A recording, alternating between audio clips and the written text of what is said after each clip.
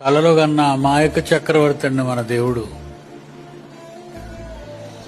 మన దేవుడు నాకేమనిపిస్తా తెలుసా? కలలో కన్నా అమాయకుడు. అమాయకంగా కొంతమంది చూడండి, అమాయకంగా ప్రేమిస్తుంది భర్తని, అమాయకంగా ప్రేమిస్తాడు భార్యని, నెమ్మదిగా మాట్లాడతాడు. ఆయన ఎక్కువ మాట్లాడరండి, ఆయన కోప్పడరండి.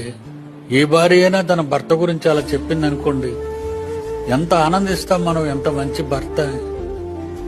దేవుడు అలాంటి వాడండి, నిజంగా అమాయకుడండి ఆయన.